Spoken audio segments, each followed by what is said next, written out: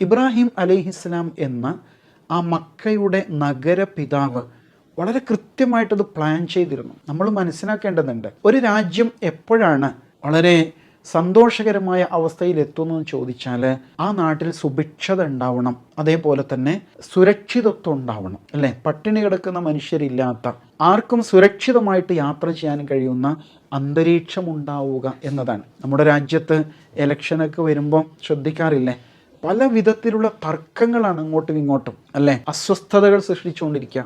യഥാർത്ഥത്തിൽ ഞങ്ങൾ ഈ നാട്ടിൽ സുഭിക്ഷത നൽകും, സുരക്ഷിതത്വം നൽകും എന്നാണ് ഭരണകൂടങ്ങളൊക്കെ വാഗ്ദാനം ചെയ്യേണ്ടിയിരുന്നത്, അല്ലേ? എങ്കിലാണ് ഒരു ക്ഷേമ രാഷ്ട്രം രൂപപ്പെടുക. ഇസ്ലാം മുന്നോട്ട് വയ്ക്കുന്ന ക്ഷേമ രാഷ്ട്ര സങ്കല്പത്തിൽ ഇങ്ങനെ ഒരു ആശയമുണ്ട്. മാത്രമല്ല, ഈ ഭവനം കഅബയാണ് ഖുറൈശികൾക്ക് സുരക്ഷിതത്വവും സുഭിക്ഷതയും നൽകിയതെങ്കിൽ ഇതേപോലെ ലോകത്തുടനീളം പള്ളികളില്ലേ, നമ്മുടെ വീടിനടുത്തൊക്കെ പള്ളികളുണ്ട്, അല്ലേ? ആ പള്ളികൾ കേന്ദ്രീകരിച്ച് ജനങ്ങൾക്ക് ഐശ്വര്യപൂർണമായ ജീവിതം നയിക്കാനുള്ള ഭൗതിക സാഹചര്യം ഒരുക്കി കൊടുക്കണം. അതേപോലെ തന്നെ ആ നാട് സുരക്ഷിതമാവണം, പരസ്പരം സ്നേഹത്തിലും സൗഹാർദ്ദത്തിലും കഴിയുന്ന അന്തരീക്ഷം ഉണ്ടാകണം എന്ന ആശയവും ഈ സൂറ പങ്കുവെക്കുന്നുണ്ട്.